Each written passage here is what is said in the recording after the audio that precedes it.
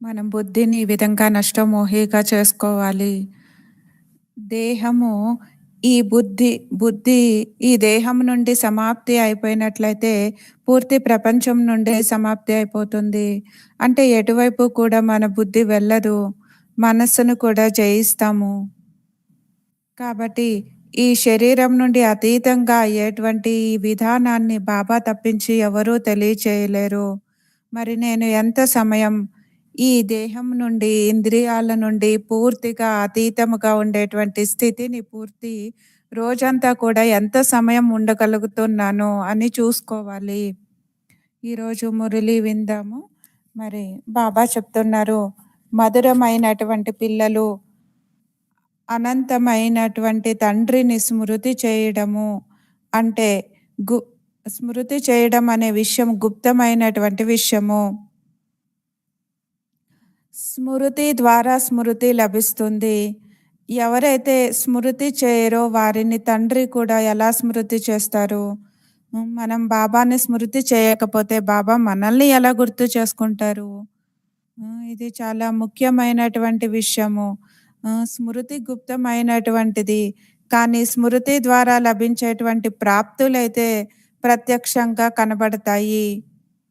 ఎవరు స్మృతిలో ఉండరో వాళ్ళు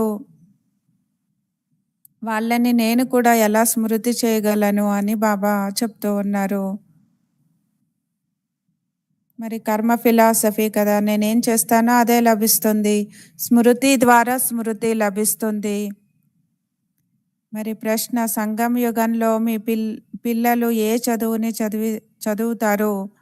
మరి ఇది పూర్తి కల్పనలో ఎప్పుడూ కూడా చదివించబడినటువంటి ఏ చదువుని మీరు సంగం యుగంలో చదువుతారు అని బాబా ప్రశ్నిస్తున్నారు. దీనికి జవాబు, మరి జీవిస్తూనే శరీరం నుండి అతీతముగా అంటే శవంగా అయ్యేటువంటి చదువుని ఇప్పుడు మీరు చదువుతున్నారు. ఎందుకంటే మీరు కర్మాతీతులుగా అవ్వాలి. కానీ ఎప్పటి వరకు ఈ శరీరంలో ఉంటామో అప్పటి వరకు తప్పకుండా కర్మల్ని చేయవలసిందే. ఎప్పుడైతే శరీరం వదిలేస్తామో, శరీరం ఉండదో అప్పుడే మనసు కూడా శాంతిగా ఉంటుంది. అందుకే మనస్సును జయిస్తే జగత్తును జయిస్తాము అని భావించడం కాదు, మాయని జయిస్తేనే జగజ్జీతులుగా అవుతారు అని బాబా చెప్తున్నారు. మరి శరీరం వేరే, నేను వేరే. ఈ విధంగా ఈ విద్యని, ఈ చదువుని మనం చదువుతూ కూడా కర్మాతీతులుగా కావాలి. అన్ని జన్మల యొక్క కర్మ బంధనాలని తొలగించుకోవాలి. మరి ఎప్పటి వరకు శరీరం ఉంటుందో అప్పటి వరకు కర్మని కూడా చేయాల్సిందే. మరి సంకల్పాలు ఆహ్, మనం కర్మ చేస్తూ ఉన్నప్పుడు సంకల్పాలయితే నడుస్తూ ఉంటాయి.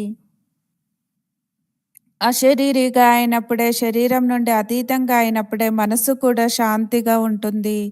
అందుకే మనస్సును జయిస్తే జగత్తుని జయిస్తామని కాదు, కానీ మాయను జయించినప్పుడు మనం జగజ్జీతులుగా అవుతాము.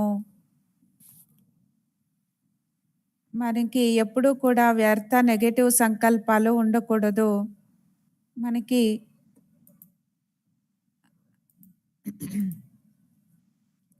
తండ్రి కూర్చొని పిల్లలకి అర్థం చేయిస్తూ ఉన్నారు. ఎందుకంటే తెలివి తక్కువ వారినే చదివించడం జరుగుతుందని పిల్లలు అర్థం చేసుకుంటారు.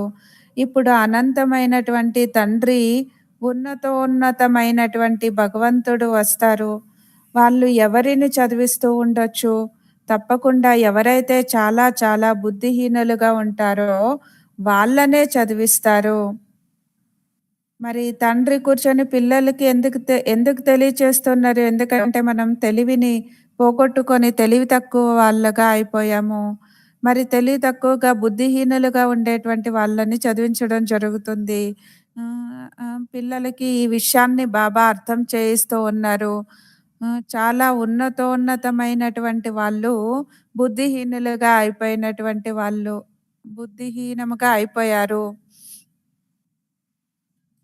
మరి అలాంటి వాళ్ళనే బాబా చదివిస్తారు. అందుకే వినాశకాలే విపరీత బుద్ధి అని అంటారు. విపరీత బుద్ధి కలవారిగా ఎలా అయ్యారు అని బాబా ప్రశ్నిస్తున్నారు. 84,00,000 యోనులు అని రాయబడి ఉంది కదా! మరి కాబట్టి తండ్రిని కూడా 84,00,000 జన్మల్లోకి తీసుకొచ్చారు. మరి పరమాత్మ అన్ని జీవ జంతువుల్లో కుక్క, పిల్లి అన్నిట్లోనూ ఉన్నారని చెప్తారు. ఇది సెకండ్ నంబర్ పాయింట్‌గా చెప్పవలసి ఉంటుందని పిల్లలకి బాబా తెలియచేస్తూ ఉన్నారు.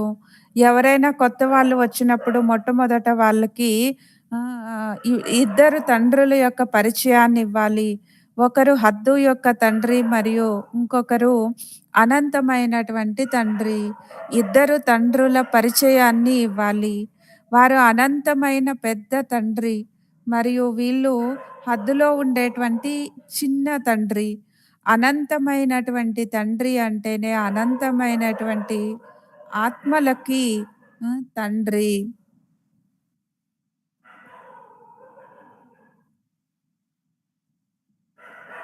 అంటే మొట్టమొదట మనం జ్ఞానము ఆహ్, స్ట్రెయిట్‌గా చెప్పడానికి అన్ని విషయాలు చెప్పకూడదు. మొట్టమొదట ఇద్దరు తండ్రుల యొక్క పరిచయాన్నివ్వాలి. అనంతమైనటువంటి తండ్రి అంటేనే అనంతమైనటువంటి ఆత్మలకి తండ్రి.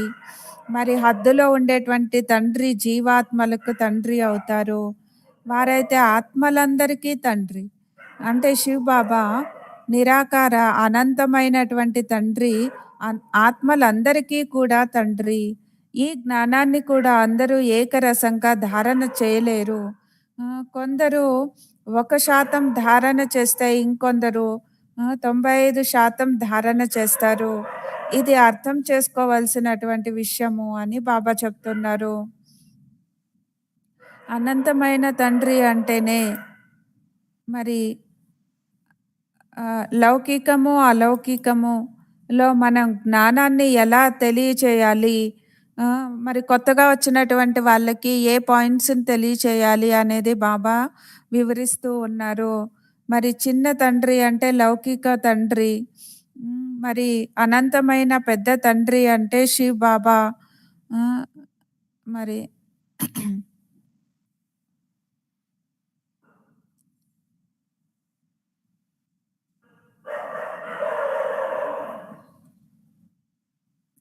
ఈ జ్ఞానాన్ని కూడా అందరూ ఏకరసంగా ధారణ చేయలేరు. మరి కొందరు 1% అంటే ఇంకా కొందరు 95% ధారణ చేస్తారు. ఇవన్నీ కూడా అర్థం చేసుకోవాల్సినటువంటి విషయాలు. సూర్యవంశీ రాజ్య కుటుంబం ఉంటుంది కదా! రాజా, రాణి మరియు ప్రజలు ఉంటారు. ఇది బుద్ధిలోకి వస్తుంది కదా! ప్రజల్లో అన్ని రకాల మనుషులు కూడా ఉంటారు. ప్రజలంటే ప్రజలు మరి ఇది చదువు అని బాబా అర్థం చేయిస్తున్నారు. ప్రతి ఒక్కరూ తమ బుద్ధి అనుసారంగా చదువుకుంటారు. మరి మొదలే మనం ప్లాన్ చేసుకోవాలి ఏ పదవి పొందాలి అని.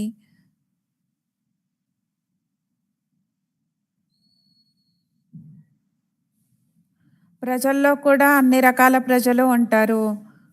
మరి అయితే దాసదాసీలు అని కూడా చెప్తారు కదా! ఈ పేరు వినడానికి కూడా ఎవరు ఇష్టపడరు. మరి అందుకే మనం బాగా చదువుకోవాలి.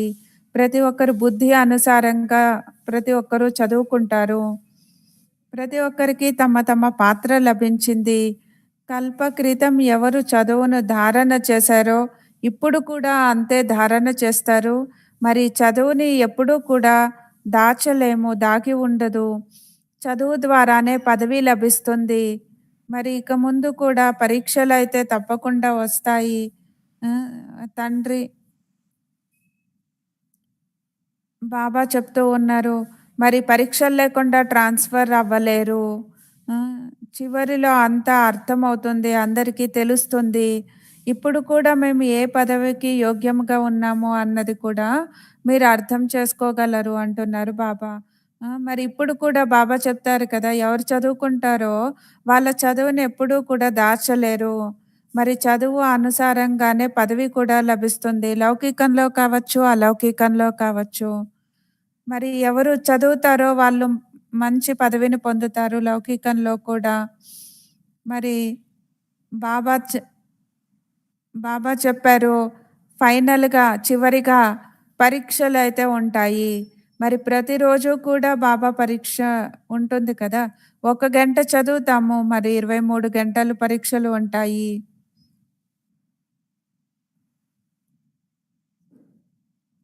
మరి లాస్ట్‌కి అన్నీ తెలుస్తాయి. రాజా, రాణి ఎవరు? ప్రజలెవరు? అన్నీ తెలుస్తాయి. మరి ఇప్పుడు కూడా తెలుస్తుంది మనం ఏ పదవికి అధికారులుగా ఉంటాము అని.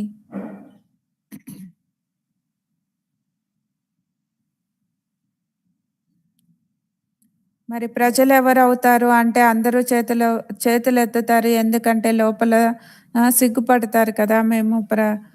కాబట్టి ప్రజలు అవ్వము, మంచి పదవిని పొందుతాము అని అందరూ చేతులెత్తుతారు. మరి చివరిలో అంతా తెలుస్తుంది. ఇప్పుడు కూడా మేము ఏ పదవికి యోగ్యంగా ఉన్నామో అనేది అర్థం చేసుకోగలరు. అయితే సిగ్గు వలన అందరితో పాటు చేతులెత్తేస్తారు కానీ, అలా మేము ఎలా అవ్వగలమో అని మనసులో భావిస్తారు కూడా. మరి అయినా చేతులెత్తేస్తారు. అర్థం చేస్ అర్థం చేసుకొని కూడా చేతులెత్తితే దీనిని కూడా అజ్ఞానము అనే చెప్తారు. ఎంత అజ్ఞానం ఉంది అనేది తండ్రి వెంటనే అర్థం చేసుకుంటారు. వీళ్ళకంటే ఆ విద్యార్థుల్లోనే తెలివి ఉంటుంది. నేను స్కాలర్‌షిప్ తీసుకునేందుకు యోగ్యుడిని కాదు, పాస్ అవ్వలేను అని వాళ్ళు అర్థం చేసుకుంటారు. మరి దీనికంటే అజ్ఞానులే మేలు కదా! అని బాబా చెప్తున్నారు. ఎందుకంటే వాళ్ళు టీచర్ ఏదైతే చదివిస్తారో అందులో వాళ్ళకి ఎన్ని మార్క్స్ ఒస్తాయి దీన్ని తెలుసుకోగలరు, అర్థం చేసుకోగలరు. మేము పాస్ విత్ ఆనర్‌గా అవుతాము అని వాళ్ళు చెప్పరు. మరి ఇక్కడ అంతటి బుద్ధి కూడా లేదని బాబా నిరూపిస్తూ ఉన్నారు. బాబా చెప్తూ ఉన్నారు. దేహాభిమానం చాలా ఉంటుంది. మరి లక్ష్మీనారాయణలుగా అవ్వాలి అంటే మనం మన లక్ష్యాన్ని పెట్టుకొని వచ్చాము. కాబట్టి నడవడిక కూడా చాలా బాగుండాలి. కొందరు వినాశకాలే విపరీత బుద్ధిగా అయిపోతారు. ఎందుకంటే నియమానుసారంగా బాబా చెప్తున్నారు, బాబాతో ప్రేమ లేదు. అటువంటప్పుడు ఎలాంటి పరిస్థితి ఏర్పడుతుంది? ఉన్నతి పదవిని పొందలేరు అని బాబా చెప్తున్నారు.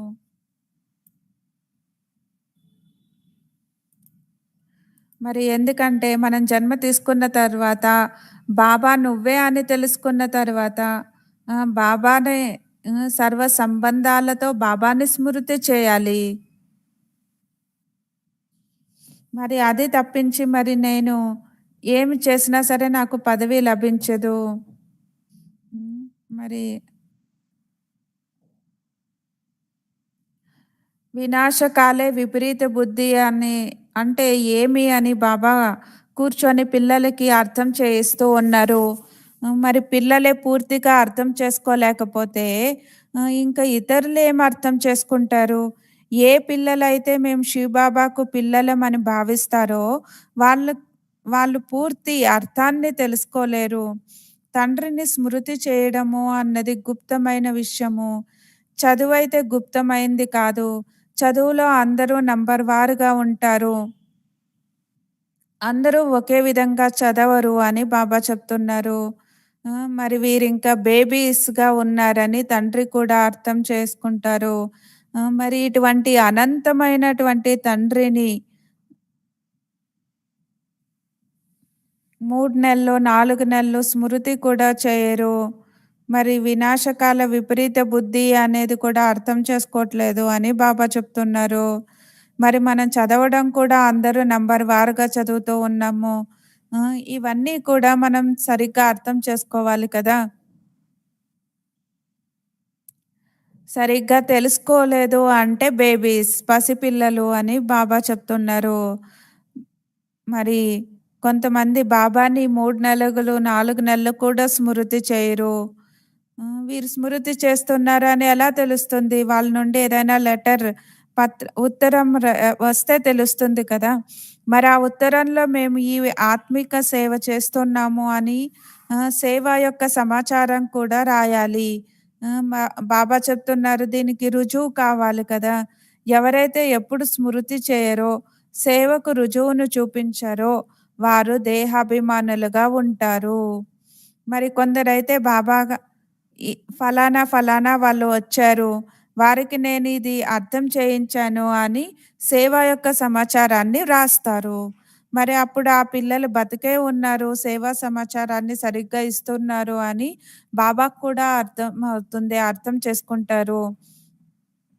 మరి ఇంకా కొందరైతే 3, 4 నెలలు కూడా ఏ లెటరు రాయరు అని బాబా చెప్తున్నారు. ఏ సమాచారము లేకపోతే మరి ఉన్నారో లేరో అని తెలీదు కదా! మరణించారో లేకపోతే వ్యాధగ్రస్తులుగా అయిపోయారో, ఎలా అయిపోయారో, అనారోగ్యంగా అయిపోయారో అని తెలీదు.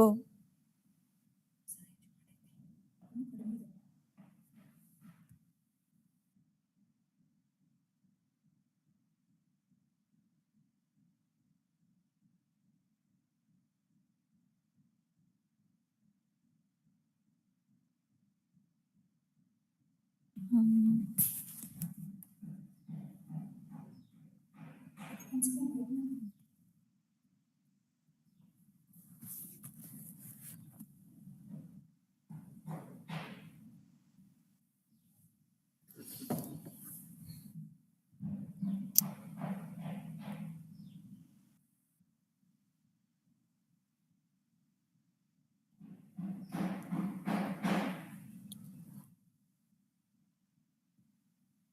మరి కొంతమందికి అనారోగ్యంగా ఉంటారు. చెప్తారు బాబాకి, "బాబా అనారోగ్యంగా ఉన్నాము" అని రాయలేదు అని చెప్తూ ఉంటారు.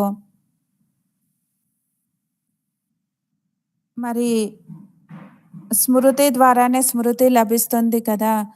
మరి బాబా చెప్తున్నారు, కొందరైతే సమాచారం కూడా ఏమి ఇవ్వరు. మాకు అనారోగ్యంగా ఉంది, బాలేదు అని కూడా సమాచారం కూడా ఇవ్వరు. దేహాభిమానం ఉంటుంది.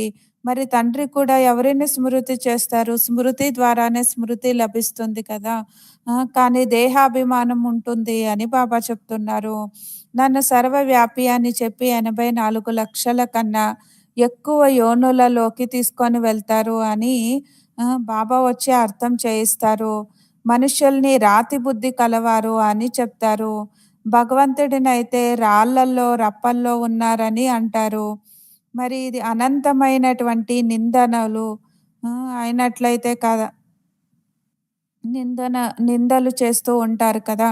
కాబట్టి నన్ను ఎంతగా నిందిస్తారు, ఎంత ఎంత గ్లాని చేస్తున్నారు అని బాబా చెప్తున్నారు. మరి ఇప్పుడు మీరు నంబర్ వారుగా అర్థం చేసుకుంటున్నారు. మీరు వస్తే మేము బలిహారం అయిపోతాము అని మిమ్మల్ని వారసునిగా చేసుకుంటాము అని భక్తి మార్గంలో పాడుతూ ఉంటారు. మరి అయినా సరే రాళ్ళల్లో, రప్పల్లో ఉన్నారని అన్నవాళ్ళు వారసులుగా ఎలా చేసుకుంటారు? మరి ఎంత గ్లాని చేస్తారు? గ్లాని చేసేటువంటి వాళ్ళు వారసుడిగా చేసుకుంటారా అని బాబా ప్రశ్నిస్తున్నారు. మరి అప్పుడు తండ్రి యథా యథా హి ధర్మస్య గ్లానిర్భవతు భారత అని అంటారు. మరి ఇప్పుడు పిల్లలైనటువంటి మీకు తండ్రి గురించి తెలుసు. కాబట్టి తండ్రిని ఎంత మహిమ చేస్తారు. మరి కొందరు మహిమ కాదు కదా! కనీసం స్మృతి కూడా చేయరు. స్మృతి చేసి 2 అక్షరాలు కూడా రాయరు అని బాబా చెప్తున్నారు. దేహాభిమానులుగా అయిపోతారు. మాకు తండ్రి లభించారని, మా తండ్రి మమ్మల్ని చదివిస్తున్నారు అని పిల్లలైన మీరు భావిస్తారు. భగవాను వాచ కదా! నేను మీకు రాజయోగాన్ని నేర్పిస్తున్నాను. విశ్వరాజ్యాధికారాన్ని ఎలా పొందవచ్చు అన్నదాన్ని మరి దీని కొరకు నేను మీకు రాజయోగాన్ని నేర్పిస్తాను. మేము విశ్వరాజ్యాధికారాన్ని తీసుకునేందుకు అనంతమైనటువంటి తండ్రి నుండి చదువుకుంటున్నాను అనే నష ఉండాలి. హ్మ్. ఈ నష ఉన్నట్లయితే అపారమైనటువంటి సంతోషం కలుగుతుంది. మరి కాబట్టి బాబాకి ఎప్పుడూ సమాచారం ఇస్తూ ఉండాలి. ప్రతి క్షణము కూడా నేనేం చేస్తున్నాను, మనకి నష ఉండాలి. భగవంతుడు చదివిస్తూ ఉన్నారు. నాకు రాజయోగాన్ని నేర్పిస్తూ ఉన్నారు. విశ్వం యొక్క రాజ్యభాగ్యాన్ని ఎలా పొందాలి అనే దాని కొరకు నేను రాజయోగాన్ని నేర్పిస్తున్నాను అని బాబా చెప్తున్నారు. మనం విశ్వం యొక్క రాజ్యభాగ్యాన్ని పొందడానికి అనంతమైనటువంటి తండ్రితో మనం చదువుకుంటూ ఉన్నాము. మరి ఈ నషతో మనకి అపారమైనటువంటి సంతోషం కలుగుతుంది. మరి గీత కూడా చదువుతూ ఉంటారు. కానీ ఒక సాధారణ పుస్తకాన్ని చదివినట్లుగా చదువుతారు. కృష్ణ భగవాను వాచ నేను రాజయోగాన్ని నేర్పిస్తాను అని చదువుతారు అంతే. మరి అంతటి బుద్ధి యోగము లేకపోతే సంతోషం కానీ ఉండదు. మరి బుద్ధి లేనటువంటి వాళ్ళుగా చదువుతారు. కృష్ణుడు రాజయోగాన్ని నేర్పిస్తున్నాడు అని భావిస్తారు. మరి గీతను చదివే వాళ్ళో, లేక వినిపించేటువంటి వాళ్ళో అలాంటి సంతోషం ఉండదు అని బాబా చెప్తున్నారు. గీతను చదవడం పూర్తి చేసి వ్యాపారంలోకి వెళ్ళిపోతారు. అనంతమైన తండ్రి మమ్మల్ని చదివిస్తున్నారు అని ఇప్పుడు మన బుద్ధిలో ఉంది. మీకు భగవంతుడు చదివిస్తారు అని ఇంకెవ్వరి బుద్ధిలోకి రాదు అని బాబా చెప్తున్నారు. మరి రోజు కూడా బాబా మనల్ని చదివించడం కొరకు పైనుండి కిందకి వస్తారు.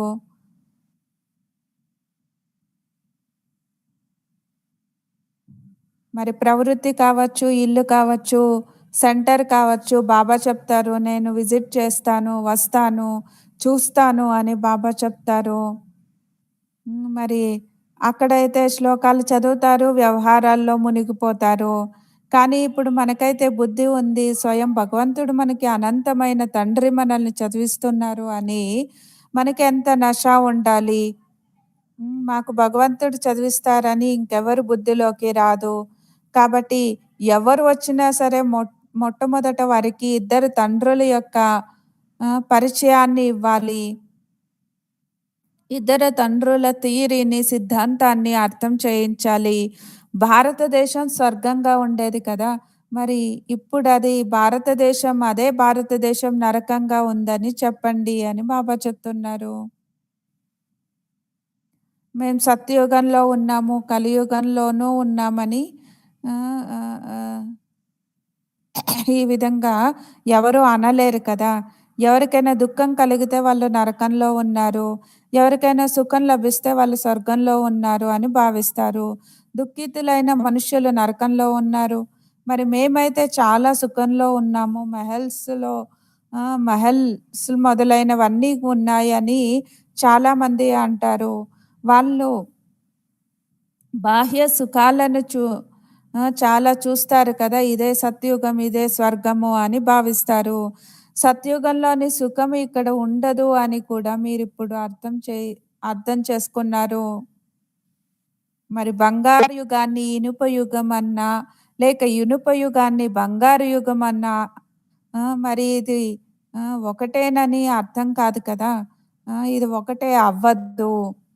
ఒకటే కాదు అని బాబా చెప్తున్నారు. మరి మనం సత్యుగంలో ఎక్కడ పంచతత్వాలు కూడా పవిత్రంగా ఉంటాయి. పవిత్రమైన శరీరం ఉంటుంది. ఇక్కడైతే మరి ధనము, సంపత్తు ఉన్నా సరే సుఖము ఉండదు. ఇది చాలా స్పష్టంగా ఇద్దరు తండ్రుల యొక్క పరిచయాన్ని ఇచ్చినప్పుడే ఈ విషయాలన్నీ కూడా వాళ్ళకి అర్థమవుతాయి.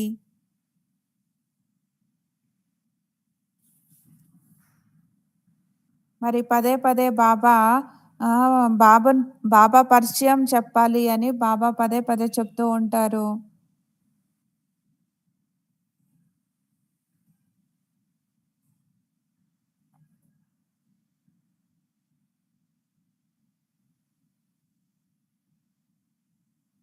మరి ఇనుప యుగము, బంగారు యుగము ఒకటే అని భావించేటువంటి వాళ్ళకి కూడా అజ్ఞానులే అని చెప్పబడుతుంది.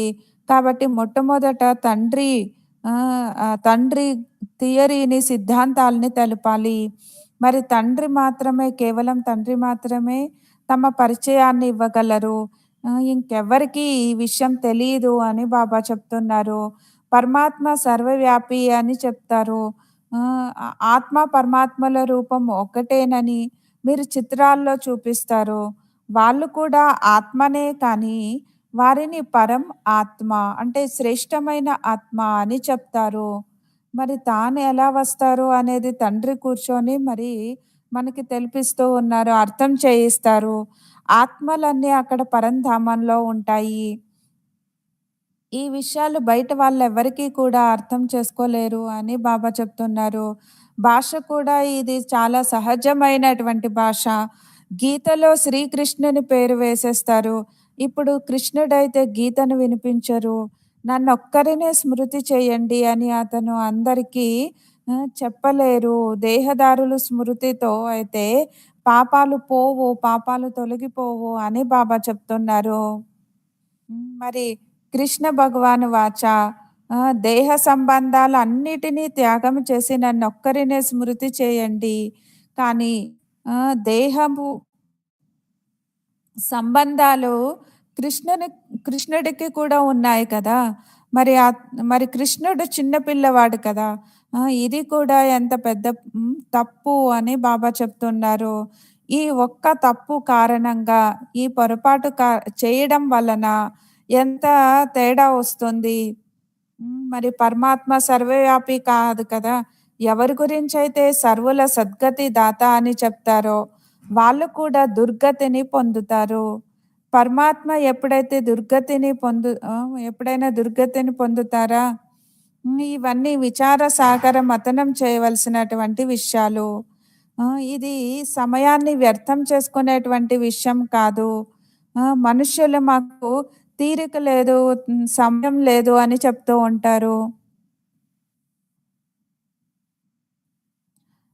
మరి పరమాత్మ ఇవన్నీ కూడా విచార సాగర మంథనం చేయవలసినటువంటి విషయాలు. పరమాత్మ సద్గతి దాత కానీ ఎప్పుడు దుర్గతిని పొందుతారా? పొందరు కదా! పరమాత్మ ఎప్పుడైనా దుర్గతి పొందుతారా? అలా పొందరు అంటే ఇవన్నీ కూడా ఆలోచించాల్సినటువంటి విషయాలు. ఇది సమయాన్ని వ్యర్థం చేసుకునేటువంటి విషయం కాదు. మనుష్యులు మాకు సమయం లేదు అని చెప్తారు. తీరిక లేదు అని చెప్తూ ఉంటారు. వచ్చి కోర్స్ తీసుకోమని మీరు అర్థం చేయిస్తే తీరిక లేదు, సమయం లేదు అని చెప్తూ ఉంటారు. 2 రోజులు వస్తారు, మళ్ళా 4 రోజులు రారు. చదువుకోకపోతే లక్ష్మీనారాయణులుగా ఎలా అవ్వగలరు అని బాబా ప్రశ్నిస్తున్నారు. మరి బాబా చెప్తున్నారు, పిల్లలు ఈ విషయాలన్నీ కూడా స్పష్టంగా చేసి వాళ్ళకి అర్థం చేయించాలి. మరి మనుషులు సమయం లేదు, మాకు టైం లేదు, లేకపోతే మాకు తీరిక లేదు అని చెప్తూ ఉంటారు. 2 రోజులొస్తే 4 రోజులు రారు. చదవకపోతే ఎలా దేవతలుగా అవ్వగలరు? ఇది మాయ ఫోర్స్ ఎంతగా ఉంటుంది. ఆహ్, ఎ మరి పురుషార్థం చేయడానికే వదలదు మాయ. మరి బాబా పిల్లలకి మాయ రావట్లేదు కదా! అని అక్కయ్య అడుగుతున్నారు. రోజు బాబా ఏం చెప్తారో అది బుద్ధిలోకి వెళ్తుంది కదా! ధారణ చేస్తున్నారు కదా! మరి బాబా చెప్తున్నారు, ఏ నిమిషం, ఏ క్షణము గడిచిపోయు గడిచిపోయిందో అది అలానే రిపీట్ అవుతుంది అని బాబా చెప్తున్నారు. మరి లెక్కలేనన్ని సార్లు రిపీట్ అవుతూ ఉంటుంది. ఇప్పుడైతే తండ్రి ద్వారా వింటున్నారు. బాబా జనన మరణాల్లోకి రారు. పూర్తి జనన మరణాల్లోకి వచ్చేది ఎవరు? మరియు రాని వాళ్ళు ఎవరు అని పోల్చి చూడడం జరుగుతుంది. ఒక్క తండ్రి మాత్రమే జనన మరణాల్లోకి రారు. మిగిలిన వాళ్ళందరూ కూడా జనన మరణాల్లోకి వస్తారు. అందుకే చిత్రాలని కూడా చూపించరు. బ్రహ్మ మరియు విష్ణు ఇద్దరు జనన మరణాల్లోకి వస్తారు. బ్రహ్మ నుండి విష్ణువుగా, విష్ణువు నుండి బ్రహ్మగా పాత్రలోకి వస్తూ వెళ్తూ ఉంటారు. ఇది ఎప్పుడూ కూడా అంతం కాదు అంటున్నారు బాబా. ఈ చిత్రాలు అందరూ వచ్చి చూస్తారు మరియు అర్థం చేసుకుంటారు. ఇది చాలా సహజంగా అర్థం చేసుకునేటువంటి విషయము. మేం బ్రాహ్మణులము, మరి మళ్ళీ మేమే క్షత్రియులుగా, వైశ్యులుగా, శూద్రులుగా అవుతాము అని బుద్ధిలోకి రావాలి.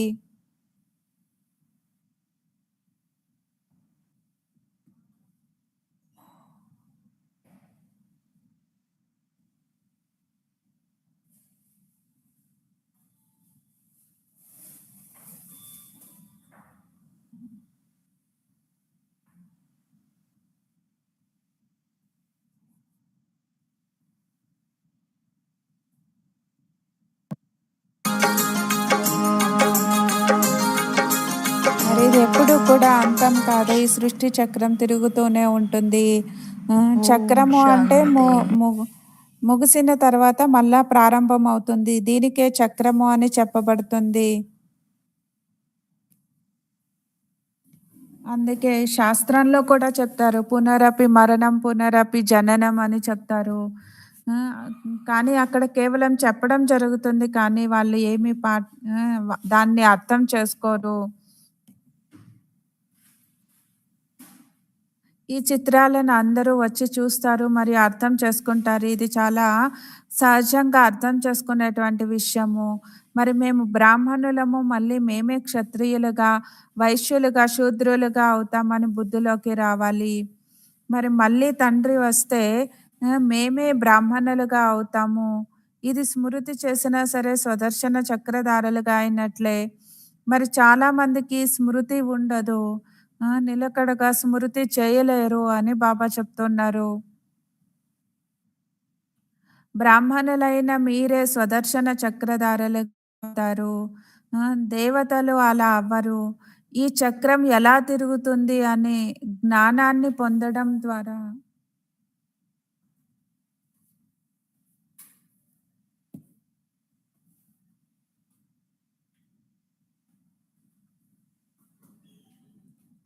మళ్ళీ తండ్రి వస్తే మేమే బ్రాహ్మణులుగా అవుతాము. ఇది స్మృతి చేసినా సరే స్వదర్శన చక్రధారులుగా అయినట్లే. మరి చాలా మందికి స్మృతి ఉండదు అని బాబా చెప్తున్నారు. బ్రాహ్మణులైనటువంటి మీరే స్వదర్శన చక్రధారులుగా అవుతారు. దేవతలుగా ఎలా అవుతారు? హ్మ్.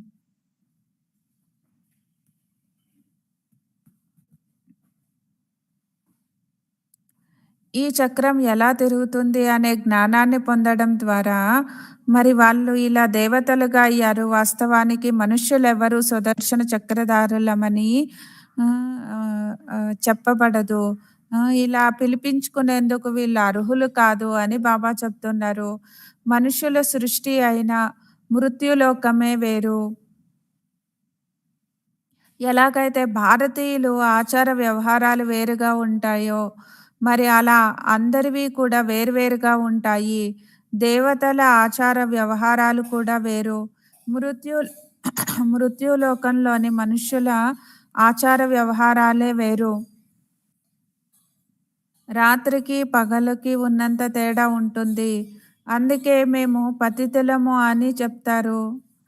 అందరూ అంటారు, "ఓ భగవంతుడా! పతిత ప్రపంచం చేయండి" అని పిలుస్తూ ఉంటారు. మరి నేటికి 5000 సంవత్సరాల క్రితం పావన ప్రపంచం ఉండేది అని దానిని సత్యుగము అని చెప్పబడుతుంది అని మీ బుద్ధిలో ఉంది. మరి త్రేతాయుగానికి అలా చెప్పరు. అది ఫస్ట్ క్లాస్ అయినటువంటిది. మరి ఇది సెకండ్ క్లాస్ అని బాబా అర్థం చేస్తూ ఉన్నారు. కాబట్టి ఒక్కొక్క విషయాన్ని బాగా ధారణ చేయాలి. ఎవరైనా వచ్చి వింటే ఆశ్చర్యపడాలి, ఆశ్చర్యపోవాలి.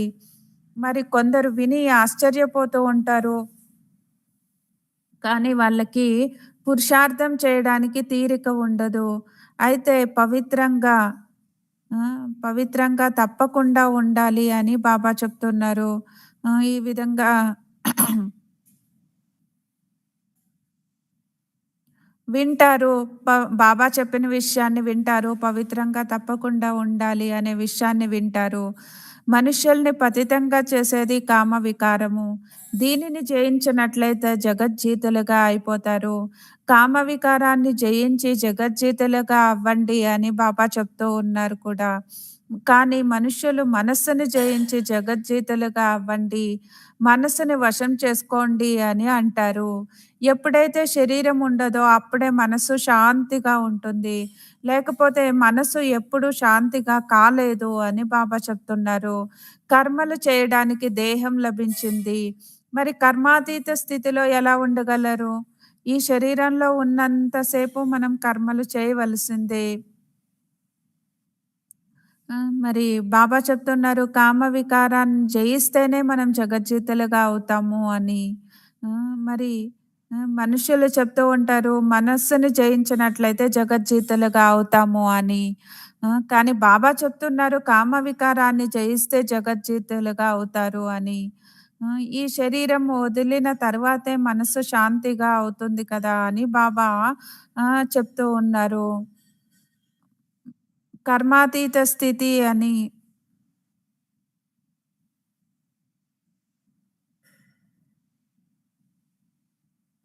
కర్మలు చేయడానికి దేహం లభిస్తుంది. మరి కర్మాతీత స్థితిలో ఎలా ఉంటారు? కర్మాతీత స్థితి అని శవానికి అంటారు అని బాబా చెప్తున్నారు. జీవించి ఉండే శవాలు అంటే శరీరం నుండి అతీతంగా అవ్వడము. మరి మీకు కూడా శరీరం నుండి అతీతంగా అయ్యి అతీతంగా అయ్యేటువంటి చదువుని బాబా చదివిస్తూ ఉన్నారు. శరీరం నుండి ఆత్మ వేరుగా ఉంటుంది. ఆత్మ పరంధామ నివాసి. ఆత్మ శరీరంలోకి వస్తే మరి అప్పుడు వాళ్ళని జీవాత్మలు అంటే మనిషి అని చెప్పబడుతుంది. కర్మలు చేయడానికే మనకి శరీరం లభిస్తుంది. ఒక శరీరం వదిలితే ఆత్మ కర్మలు చేయడానికి ఇంకొక శరీరాన్ని తీసుకోవాల్సి ఉంటుంది.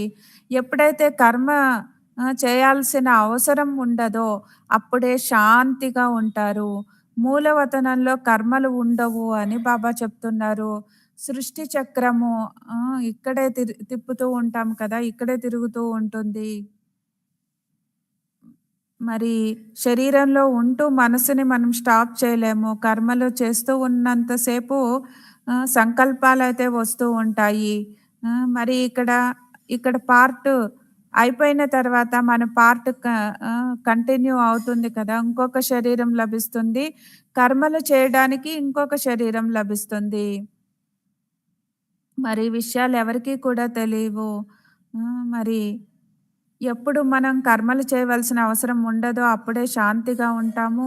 మూలవతనంలో ఏ కర్మలు చేయము. మూలవతనం అంటే పరంధామంలో ఉన్నప్పుడు కర్మలు ఉండవు. అప్పుడు కర్మక్షేత్రంతో సంబంధం ఉండదు. ఆత్మ మనసు, బుద్ధి, సంస్కారాలతో మెర్జ్ అయిపోతుంది. మరి అప్పుడు ఏ సంకల్పాలు నడవవు. సృష్టి చక్రం అయితే తప్పనిసరిగా తిరుగుతూనే ఉంటుంది. మరి కిందకి వస్తాము. తప్పనిసరిగా మనం పాత్రని అభినయిస్తాము. తండ్రిని, సృష్టి చక్రాన్ని తెలుసుకోవాలి. దీనికే జ్ఞానము అని చెప్పబడుతుంది. మరి ఎప్పటి వరకైతే మన కళ్ళు పతితంగా, క్రిమినల్‌గా, అశుద్ధంగా ఉంటాయో, అప్పటి వరకు ఈ కళ్ళ ద్వారా, ఈ నయనాల ద్వారా పవిత్రమైన వస్తువుని చూడలేరు. కాబట్టి జ్ఞానం అనేటువంటి మూడవ నేత్రం కావాలి. ఎప్పుడైతే మీరు కర్మాతీత స్థితిని పొందుతారో అంటే దేవతలుగా అవుతారో, అప్పుడు ఈ స్థూల నేత్రాల ద్వారా దేవతలని చూస్తూ ఉంటారు. మరి అంతేకాని శరీరంలోని కళ్ళ ద్వారా కృష్ణుడిని చూడలేరు. సాక్షాత్కారం కలిగిన దాని ద్వారా ఏమీ లభించదు. మరి బాబా చూడండి ఎంత సుందరంగా వర్ణిస్తూ ఉన్నారు. అంటే మన నయనాలు, మన కళ్ళు ఎప్పటి వరకు పతితంగా, అశుద్ధంగా, క్రిమినల్‌గా ఉంటాయో, అప్పటి వరకు ఈ కళ్ళ ద్వారా పవిత్రమైన వస్తువుని చూడలేరు అని బాబా చెప్తున్నారు. కాబట్టే మనం చూడ్డానికి బాబా మనకి మూడవ నేత్రాన్ని ఇచ్చారు కదా! జ్ఞానం అనేటువంటి దివ్యమైన మూడో నేత్రం కావాలి. ఎప్పుడైతే మీరు కర్మాతీత స్థితిని పొందుతారో అంటే దేవతలుగా అవుతారో, అప్పుడు ఈ స్థూల కళ్ళ ద్వారా దేవతలనే చూస్తూ ఉంటారు. మరి ఇక్కడే మనం ఈ కళ్ళ ద్వారా కృష్ణుడిని చూడాలి అని అనుకుంటే చూడలేరు. కానీ సాక్షాత్కారము జరిగినా సరే దాని నుండి ఏమీ లభించదు. అల్పకాలికమైనటువంటి సంతోషం ఉంటుంది. మరి కోరిక పూర్తవుతుంది సాక్షాత్కారంలో. కృష్ణుడిని చూడాలి అనేటువంటి కోరిక పూర్తి అవుతుంది. అల్పకాలికమైన సంతోషం కలుగుతుంది. అంతేకాని దాని నుండి ఏమీ లభించదు అని బాబా చెప్తున్నారు. మరి భక్ భక్తురాలు మీరా కూడా చూసారు. కానీ మిలనం చేయడానికైతే కాదు కదా!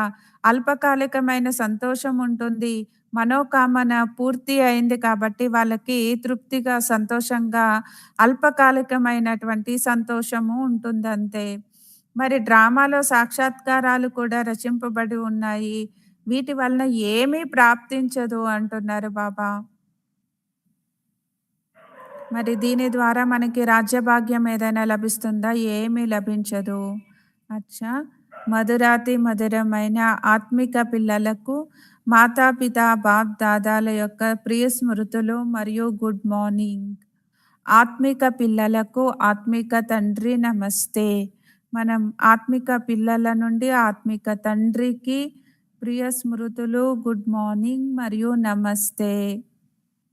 బాబాకి ధన్యవాదాలు. ధారణ కొరకు ఈ శరీరం నుండి అతీతమైనటువంటి ఆత్మని నేను. మరి జీవిస్తూనే ఈ శరీరంలో ఉంటూ శవంలాగా ఉండేటువంటి స్థితిని అభ్యాసం చేసి కర్మాతీత స్థితిని తయారు చేసుకోవాలి. చూడండి, ఇది ధారణ కొరకు కూడా బాబా ఇదే పాయింట్ చెప్తూ ఉన్నారు. జీవిస్తూనే శరీరంలో ఉంటూ శవంలాగా ఉండేటువంటి స్థితిని అలవాటు చేసుకోవాలి. అభ్యాసం చేసి కర్మాతీత స్థితిని తయారు చేసుకోవాలి. సెకండ్ పాయింట్, రెండో పాయింట్, సేవకు రుజువుని ఇవ్వాలి. దేహ బాణాన్ని వదిలి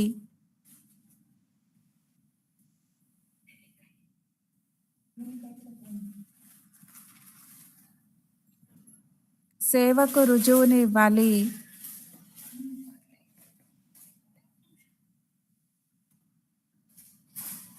సేవకు రుజువునివ్వాలి. దేహ బాణాన్ని వదిలి తమ సత్యాతి సత్యమైన సమాచారాన్ని ఇవ్వాలి. పాస్ విత్ ఆనర్‌గా అయ్యే పురుషార్థం చేయాలి. వరదానము: సర్వ ఖాతాలను మరియు సంబంధాలను ఒక్క తండ్రితో ఉంచేటువంటి డబల్ లైట్ ఫరిష్తా భవ. సర్వ ఖాతాలు మరియు సర్వ సంబంధాలు ఒక్క తండ్రితో ఉంచుకునేటువంటి డబల్ లైట్ ఫరిష్తా భవ అని బాబా వరదానాన్ని ఇస్తూ ఉన్నారు. డబల్ లైట్ ఫరిస్తాలుగా అవ్వడానికి దేహ బాణం నుండి కూడా అతీతంగా కావాలి. ఎందుకంటే దేహ బాణం మట్టి లాంటిది. మరి దీని బరువు దీని బరువుతో, అంటే ఈ బరువు ఉన్నా సరే, దేహ బాణం అనేటువంటి మట్టి యొక్క బరువు ఉన్నా సరే బరువుగా ఉంటుంది, భారీతనంగా ఉంటుంది. ఫరిష్తా అంటే ఏ దేహంతో కూడా సంబంధం ఉండకూడదు. తండ్రి ఇచ్చిన దేహాన్ని కూడా తండ్రికి ఇచ్చేశారు. మరి మన వస్తువుని ఇతరులకు ఇచ్చేసినట్లయితే ఇక మన సంబంధం సమాప్తి అయిపోతుంది. ఈ అన్ని లెక్కాచారాలు, అన్నీ ఇచ్చిపుచ్చుకోవడాలు, ఈ వ్యవహారాలే తండ్రితోనే ఉండాలి. మరి మిగిలిన పాత ఖాతాలు మరియు సంబంధాలన్నీ సమాప్తి అయిపోతాయి. ఇటువంటి సంపూర్ణ భిక్షకులు అంటే బికారులే డబల్ లైట్ ఫరిష్తాలుగా అయిపోతారు. మరి దేహం కూడా మనం బాబాకే ఇచ్చేసాము. మరి నేను సేవ చేస్తే కూడా ఆ లెక్క బాబాది. మరి అన్ని సంబంధాల యొక్క లెక్క కూడా బాబాది.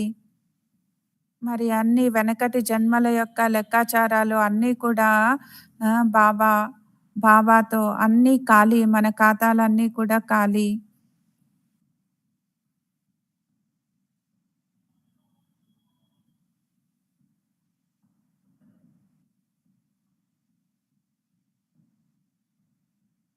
స్లోగన్: మీ విశేషతలను ప్రయోగంలోకి తీసుకొని వస్తే ప్రతి అడుగులోనూ ప్రగతిని అనుభవం చేస్తారు.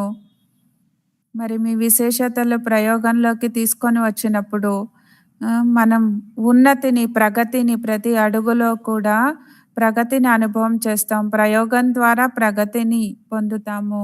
యోగి సో ప్రయోగి అంటే యోగము అంటేనే ప్రయోగం చేయడము. మరి ప్రయోగం చేస్తాము అంటే దాని ప్రూఫ్, దాని రుజువేంటి? ప్రగతిని పొందుతాము.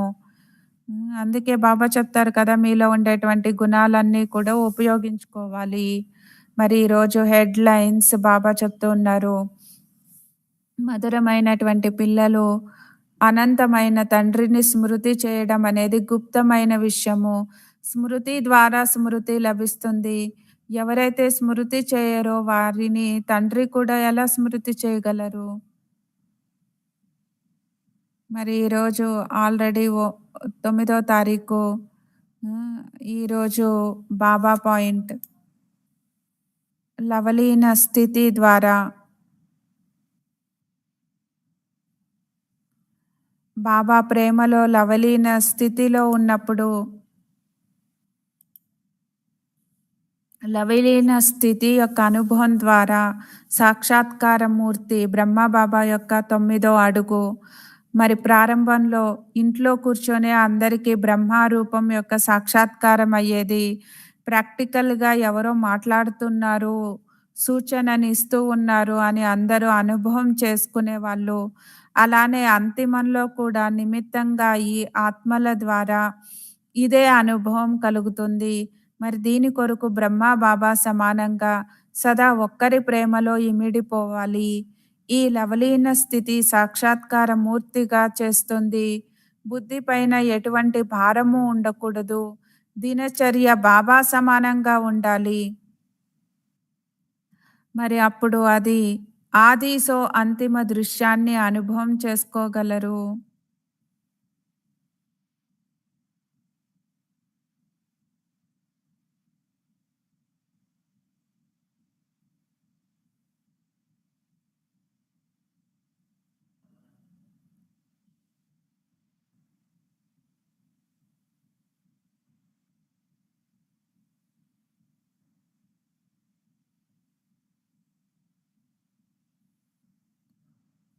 ఎవరైతే బ్రహ్మ తండ్రి సమానంగా బాబా ప్రేమలో ఇమిడిపోతారో, లవలీన స్థితిలో ఉంటారో, వాళ్ళే సాక్షాత్కార మూర్తిగా అయిపోతారు.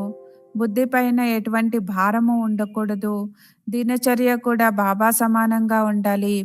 మరి ఎన్ని ఉన్నా సరే బ్రహ్మ బాబాకి బుద్ధి పైన భారం లేదు. ఆది నుండి అంతిమం వరకు మరి ఈ దృశ్యాన్ని అంతిమంలో మనం అనుభవం చేసుకోగలము.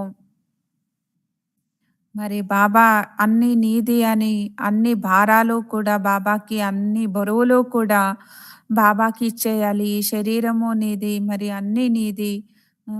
మనం బాబా ప్రేమలో లీనమైపోవాలి. బాబా స్మృతిలో లీనమైపోవాలి. మరి ముఖ్యమైనటువంటి విషయము మనం సరిగ్గా యోగం చేయలేదు అంటే బాబా సహయోగం లభించదు. దీని గురించి మనం లోతుగా ఆలోచించాలి. అందరూ చేస్తారు కదా! లవలీన స్థితిని అభ్యాసం చేస్తారు కదా!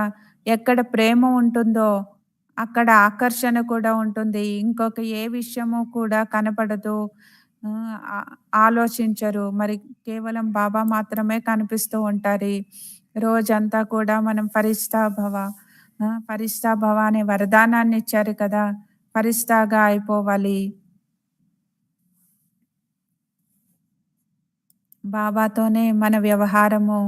ఇది చాలా ముఖ్యమైనటువంటి విషయము. ఓం శాంతి.